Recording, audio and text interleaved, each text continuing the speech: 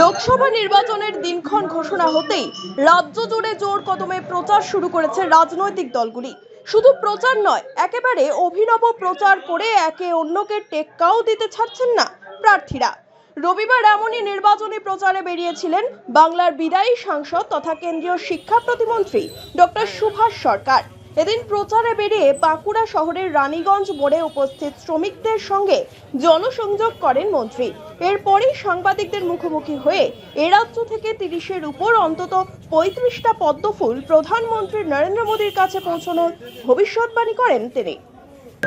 যে সমস্ত মানুষেরা কাজের সন্ধানে শহরের কয়েকটি জায়গায় তারা এসে বসে, মানুষ কাজের প্রয়োজনে তাদেরকে সেই জায়গা থেকে নিয়ে যায়, এরকম কয়েকটি মোড় আছে। আর আমরা সবাই জানি যে পশ্চিমবঙ্গে শিল্প নেই, এবং গত 13 বছরেও শিল্প কিন্তু আসেনি। তার ফলে মানুষের কাজের সুযোগ অত্যন্ত কম। তাই আজকে এনাদের সঙ্গে দেখা করে এটা বলতে এলাম যে প্রধানমন্ত্রী বিশ্বকর্মা স্কিমে যে দিয়েছেন, সেই স্কিমে প্রত্যেকে যেন নিজের নাম এন্ট্রি করে তথ্য মিত্র কেন্দ্র গিয়ে, সেখান থেকে অ্যাপ্লিকেশন নাম্বারটা তারা এদের মধ্যে প্রতিনিধি করে দিয়েছে, তারা তাদের কাছে যেন সেই অ্যাপ্লিকেশন নাম্বার দেয়। তাহলে পরে ভবিষ্যতে সুযোগ অনেক বেশি সুযোগ আসবে, কারণ সেখানে দক্ষতা বাড়ানোর আছে, অর্থ দেওয়ার আছে।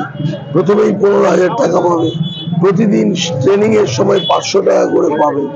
এই বিষয়গুলো তাদেরকে জানানোর জন্য। আর এর সঙ্গে সঙ্গে আমরা বিশ্বাস করি যে এবারে লোকসভায় খুব ভালো ফলাফল হবে ভারতীয় জনতা পার্টি।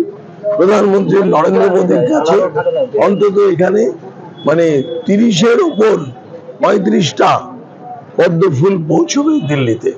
কাজে এটা যদি পৌঁছয়, তার মানে পশ্চিমবঙ্গ সমস্ত মানুষের এই রাজ্যের সরকারের প্রতি অনাস্থা চলে আসবে।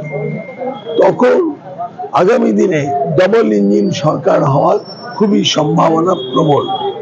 বাঁকুড়া লোকসভা কেন্দ্র এলাকার বিভিন্ন জায়গা থেকে প্রতিদিন অসংখ্য মানুষ কাজের খোঁজে শহরের রানীগঞ্জ মোড়ে আসেন।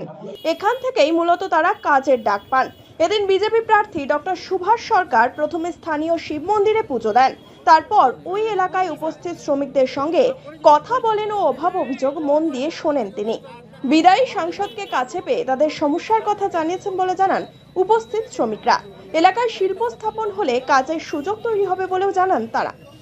জিজ্ঞাসা করছিল কাজ কেমন হচ্ছে, আমরা তো কাজই তো পাচ্ছি না। বাইরের থেকে আসছি, দুদিনে কাজ হচ্ছে তো 3 দিন ঘুরে যেতে হচ্ছে আমাদেরকে। বাইরের থেকে মুর্শিদাবাদ, বাইরের থেকে মিস্ত্রি এসে কাজ তুলে চলে যাচ্ছে, আমরা তো কাজই পাচ্ছি না। আমাদের রাজমিস্ত্রি কাজ আছে, আমাদের মেশিন আছে, আমরা তো ভাড়াই পাচ্ছি না এখন। এদিকে বাঁকুড়া লোকসভা কেন্দ্রের রাজ্য সম্পাদিকা সায়ন্তিকা বন্দ্যোপাধ্যায়কে নয়, অরূপ চক্রবর্তীকে প্রার্থী হিসেবে দাঁড় করিয়েছে তৃণমূল।